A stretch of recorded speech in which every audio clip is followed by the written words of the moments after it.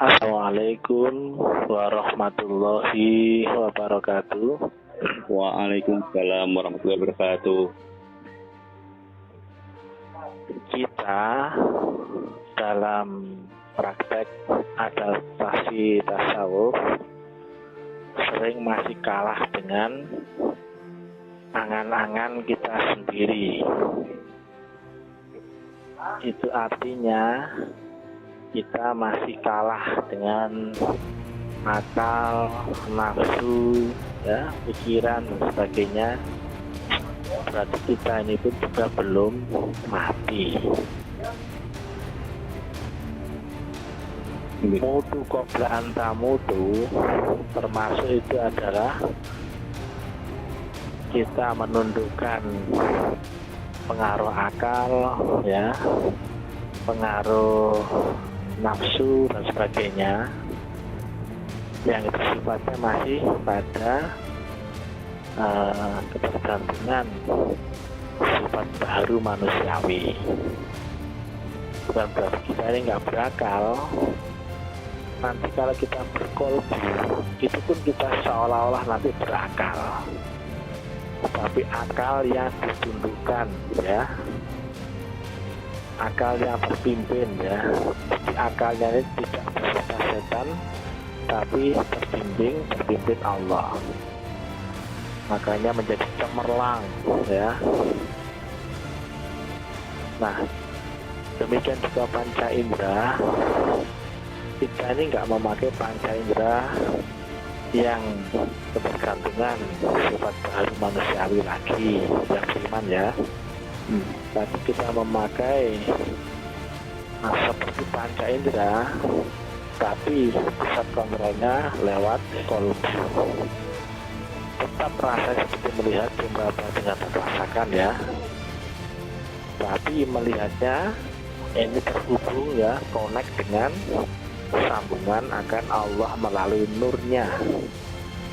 Karena yang bikin kita melihat, mendengar, beberapa dan rasakan itu bukan lagi 5 indera baru, ya, tapi indera dari alam qadim. Nur dengan nur sama dengan limit qadim. Demikian. Nah, jika kita ini, ya, akalnya dari akal qadim, ya, ini kias saja, ya, panca indera kita dari panca indera qadim, pikiran kita dari qadim, limit qadim semua, pasti manusianya itu akan tunduk manut, ya. Makanya banyak yang masih gagal akan adaptasi patuhan ketaatan akan guru zahir. Ini berarti akalnya, pikirannya, panca inderanya ini belum memakai yang kodimnya, tapi masih memakai yang baru, ya. Dan ini pasti akan berontak, ya. Makanya kita banyak kalah dengan angan-angan dan maunya sendiri, ya, ingin untuk dimaklumi. Karena apa? Kalau yang bukan Allah, kalau tidak beserta Allah pasti setan, dan pasti akan berusaha menolak, menghindar, itu auto, ya. Demikian. Kemudian punya rasa khawatir, takut, tidak enak, berat, resiko, dan sebagainya. Sehingga kita ini menolak, membantah, menunda, meringan-ringankan, tidak langsung auto sampai nawatona atau siap laksanakan. Nah, ini sebetulnya membuktikan kita itu belum mati.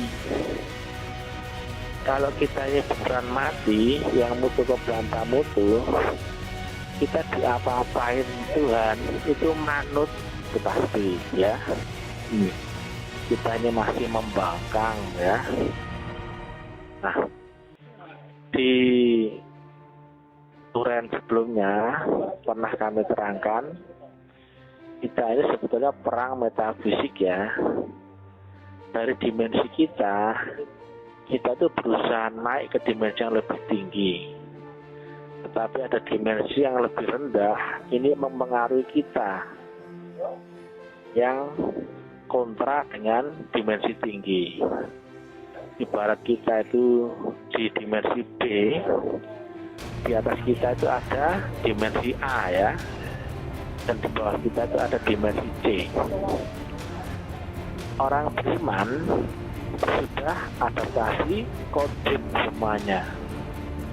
Jadi sebaliknya wujud kenyataan yang materi ya, yang duniawi, sebetulnya kita ini murni metafisika kodim. Hanya saja apa-apa yang mengganggu kontra dengan A ya, dengan daya tarik ke atas, ke dimensi atas, karena kita masih beda ya, semuanya gangguan ya, penolakan, pembelokan, pembantahan, apa saja itu sebetulnya metafisika kodim dari dimensi rendah. Cuman wujudnya bisa jadi apa saja. Kita dibikin sakit, dibikin lupa, dibikin kecelakaan, dibikin sibuk dengan pekerjaan, diomeli istri, ban bocor, apa saja. Itu sebetulnya penzahiran daripada metafisika kodim dari alam rendah. Ya, dari B, kalau kita naik ke atas, mengalami kuantum dan resultante transenden ke A, maka C itu akan hilang ya. Jadi kenyataan yang mengganggu saja akan hilang menjadi fata morgana. Makanya sebetulnya kita nggak ada alasan atau pemakluman ya, kalau kita ini masih kalah, masih terganggu ya. Ini nggak bisa pemakluman ya, dimaklumi karena sakit, dimaklumi karena nggak punya uang. Itu sebetulnya adalah perang kita ya, gimana cara kita itu bisa menang dan naik dimensi. Berarti kita masih kalah, berarti kita harus loading, harus tune up ya. Makanya kita harus introspeksi diri ya, kenapa masih kalah. Kalau kita tuh mepet dengan Allah dan tali sistemnya, itu nggak mungkin ya bisa kemasukan seperti itu ya. Makanya apa saja, siapa saja yang kita ini masih kalah dengan wujud apa-apa yang mengganggu kita, yang fisik, fisik ya, apa saja, kalau kita ini masih kalah, perbanyaklah istighfar. Jangan menyalahkan orang lain, jangan menjadikan keadaan itu menjadi alasan pemakluman, jangan. Harusnya kita itu menang ya, karena mendapat ujian. Allah itu memilih yang diuji itu pasti mampu ya. Allah itu menguji yang telah mampu ya, ketakaran Tuhan ya. Jadi asal maju saja secara rumus ya, itu pasti mampu dan pasti lolos. Karena dipilih Allah mendapatkan ujian itu bagi yang mampu ya. Nah kalau itu kita kemudian meringan-ringankan, akhirnya kita nggak melampaui batas limit ujian, akhirnya kalah. Nah begitu. Kita ini mau ditambah nur, mau ditambah potensi Tuhan, makanya harus menang ya, melawan dimensi metafisika kodim dari alam rendah yang wujudnya bisa jadi apa saja, sakit, sibuk, nggak punya uang, kecelakaan, dimarahin istri, hutang dan sebagainya. Sebetulnya itu pun juga adalah wujud karma kita. dari kehidupan ini atau juga kehidupan yang lalu sebelumnya ya, yang itu sudah tertulis di Lauh Mahfuz. Silakan ditampilkan ayatnya ya. Apa saja yang kita alami ya sudah tercatat di Lauh Mahfuz ya. Sehingga jangan terlalu bersedih, jangan terlalu gembira ya. Semua sudah tertulis dalam kitab Qadim Lauh Mahfuz. Nah, kalau kita ini melampaui ujian demi ujian ya, itu kita akan cepat ya melewati segera ya ketemu limit batasan sisa neraka dunia kita. Jadi sisa neraka yang kekal di akhirat terkodim sama dengan limit selama masih ada langit dan bumi dan apabila ada kehendak lain dari Tuhan. Jadi ya, di balik perintah guru zahir ya dan perjuangan kita, itu sebetulnya kita ini dipercepat ya agar mentas ya, agar cepat melewati neraka kita. Nafsu berlapis, neraka pun berlapis ya. Dan ternyata benar ya dugaan saya, jika neraka pun ada 7 lapis, surga pun ada 7 lapis ya. Nah, berarti surga neraka itu bukan dua kamar yang berbeda satu dimensi ya. Ibaratnya kanan dan kiri bukan ya, tapi itu selalu dimensional ya. Kuantum baru ketemu aksen, kuantum aksen, demikian terus menerus ya. Neraka surga berlapis-lapis terus ya. Nah, demikian. Tapi nanti akan kita kupas pada episode selanjutnya ya. Tapi yang penting ya, apa saja ya, kalau kita ini masih kalah ya dengan apapun ya kejadian yang membuat sebab kita ini terganggu akan perintah guru, itu harusnya kita itu introspeksi diri ya, bukan menyalahkan keadaan, juga bukan untuk minta dimaklumi. Pasti ada yang kurang dalam hidup kita, karena ini proses tentang kita itu D dan mau diangkat naik ke A ya, tapi digandoli sama C yang di bawah. Nah, wujudnya penggandol itu bisa berwujud apa saja.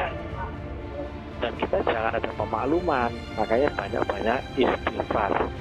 Kita ini salah, kita ini kurang. Jangan pelit ya. Kadang kita tuh mudah menyalahkan orang lain ya, tapi kita kurang introspeksi diri. Ya, adanya gambaran-gambaran ujian, rintangan, itu sebetulnya adalah cerminan pantulan amal kita sendiri. Silakan ditampilkan ayatnya ya. Apa saja yang kita alami sebetulnya adalah buah tanganmu sendiri, buah tangan perbuatanmu sendiri. Kita akan ketemu dengan gangguan dari A, itu pun dari buah tanganmu sendiri. Dan ditipu orang, itu pun dari buah tanganmu sendiri, dari perbuatanmu sendiri ya. Kau ketemu dengan ini itu ya, itu adalah pantulan dari karmamu sendiri. Lah kok bisa kemudian kau menyalahkan orang lain dan keadaan? Harusnya kita itu introspeksi diri ya. Makanya sulit ya untuk menyeberangi Siratal Mustaqim itu. Dijelaskan Nabi dengan gambaran rambut sebelah 7. Hanya orang-orang yang mendapatkan syafaat atau pertolongan guru rohani ya yang bisa nyebrang. Dan pada syafaat itulah beriring dengan ridhonya Allah. Tapi syafaat itu kata Yanda Guru gak akan turun kalau tidak dijolok ya. Walaupun syafaat nggak kalian minta, tapi kalian kerjakan saja syarat rukunnya, syafaat itu pasti datang bersama kalian. Kita pasti ditolong ya. Itulah tali antara Allah, tali rohaniyah, dan tali zahir. Nah, syafaat pertolongan itu beriring daripada ketaatan kita, keterpimpinan kita akan guru zahir ulil amri minkum. Senangkan dia, bahagiakan dia, semua perintahnya segera laksanakan ya, sampai nawa atau enak, jangan ditunda, jangan ditawar, diringan-ringankan ya. Adabmu lewat itu, itulah adab ya, kias ya. Tuhan akan Tuhan manusia, raja manusia, sembah manusia di alam manusia. Yang kata Imam Al-Ghazali, tidak akan kau dapatkan Tuhan di akhirat sebelum kau dapatkan Tuhan itu di dunia. Itulah pintunya ya. Baru kemudian beriring dengan syafaat, sholawat, ridho, rahmat karunia, rahman rahimnya, semuanya ngikut ya. Makanya kalau ada perintah guru, segera saja. Bisa nggak bisa nomor sekian ya, kerjakan dulu. Guru itu ada potensi mutlaknya. Maka murid, maka belajar pasti nggak bisa, pasti nggak mampu. Karena ini bukan pelajaran baru ya. Karena ini pelajaran kodim. Maka yang membuat kita bisa sebetulnya karena Tuhan. Makanya di balik perintahnya itu ada potensinya. Itu potensi Tuhan, kita ditambahi. Dan yang membuat bisa itu Tuhan, bukan kita.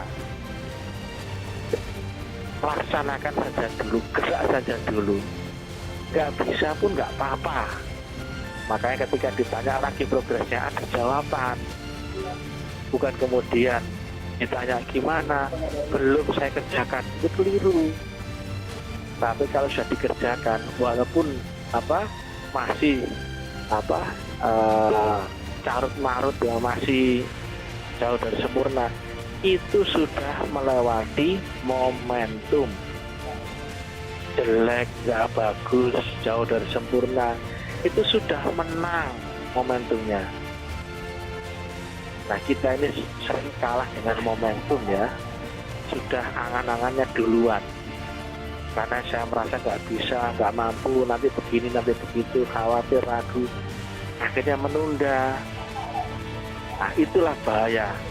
Lewat momentumnya sudah hilang potensi Tuhannya. Ingat ya, orang beriman, adab kodim, semuanya top down, bukan bottom up ya.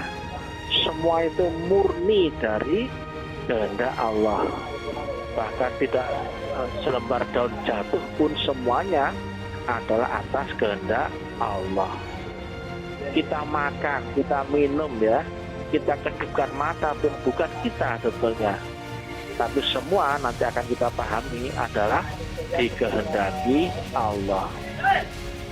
Makanya ada perintah dakwah, ada perintah mencari tanah, bangun surau dan sebagainya ya.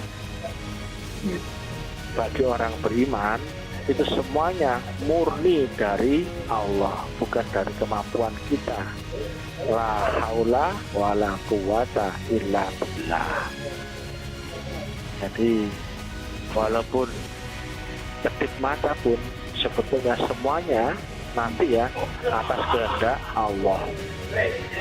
Jadi kita selaras imbangkan ya antara zahir jasmani, rohani, dan kehendak Allah.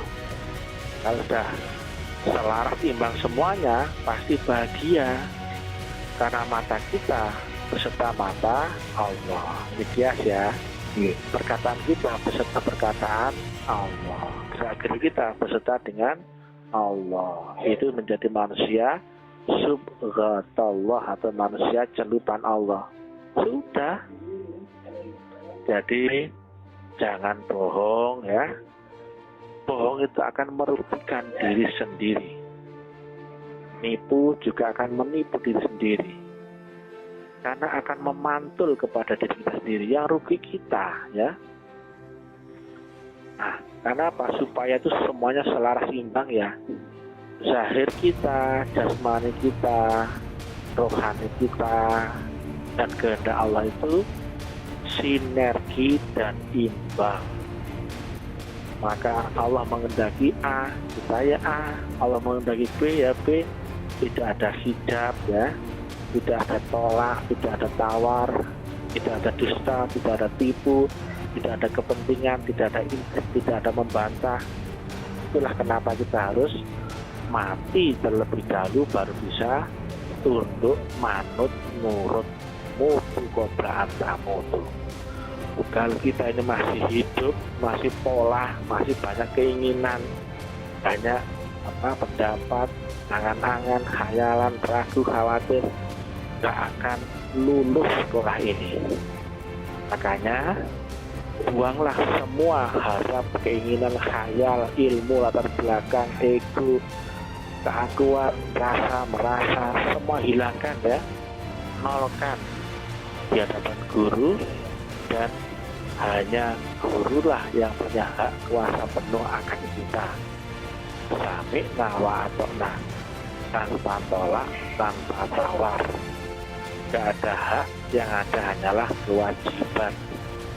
Ya, seperti manusia yang telah mati, dihidupkan dan diberi cahaya terang benderang, yang dengan itu dia diperjalankan, diomongkan, dikanankan, dikirikan, diapa-apain Tuhan itu manut.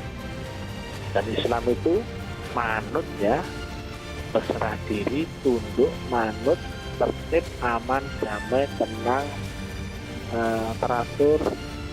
Itulah kebahagiaan hakiki ya, tapi secara jasmani dan rohani lengkap ya. Jadi demikian ya, diawali pintunya adalah tunduk, tertib, manut, taat, tanpa tawar, tanpa tolak, tanpa mikir, tanpa angan-angan, tanpa ragu, tanpa khawatir, tanpa jauh pikiran kita ya. Menyikapi perintah guru itu adalah sami'na wa ata'na. Apa yang aku dengar, aku laksanakan ya, atau siap melaksanakan. Lewati dulu momentumnya, kerjakan dulu momentumnya ya. Nggak bisa pun nggak apa-apa, yang penting kerjakan dulu perintahnya. Dan ketika ditanya oleh guru gimana, tidak ada jawaban. Tapi kalau ditanya gimana, belum saya kerjakan, itu menjadi balak. Padahal kalau dikerjakan, meskipun salah, guru nggak akan marah, pasti senyum itu. Dan sudah menang itu karena sudah melewati momentumnya, sudah mengerjakannya, walaupun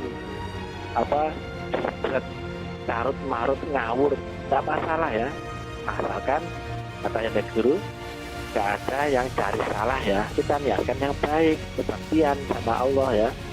Sejadinya itu pasti dimaklumi sama guru ya. Baru kemudian gurulah yang menyempurnakan, apabila kurang ditambahi, bengkok diluruskan, salah akan dibenarkan.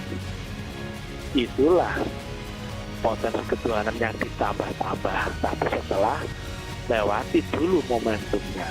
Nah kalau nggak dikerjakan gimana mau ditambah potensi? Kerjakan dulu, salah nggak apa-apa ya. Nah itu baru kemudian akan diluruskan, dibenarkan, asalkan kerjakan dulu, lewati momentumnya, itu sudah menang. Kalau kita mau masuk SMA, yang penting lewati momentumnya dulu. Kalau sudah momentumnya lewat, sudah masuk SMA, tinggal regulernya.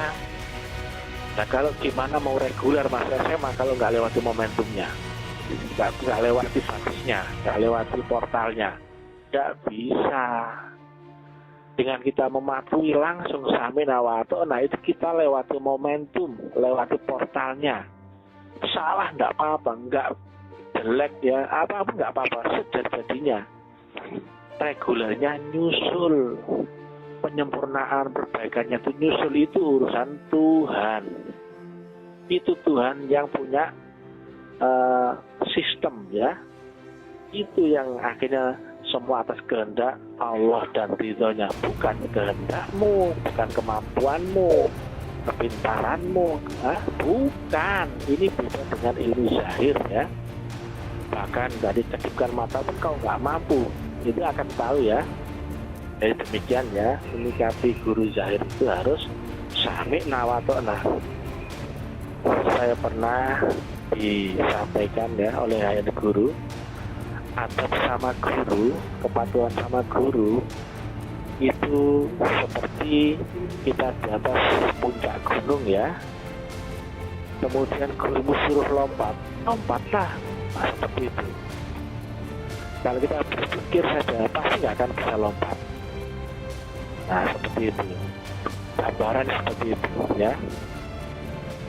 Makanya pada ayat itu sampaikan itu disiplin bangkai.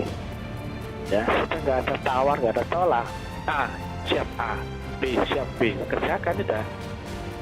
Walaupun bisa nggak bisa itu nomor belakangan, yang penting kerjakan dulu ya. Itu urusan Tuhan ya. Potensinya, ilmunya, apanya itu Tuhan yang akan melengkapinya. Setelah momentumnya kita lewati, regulernya, penyempurnaannya itu ngikut.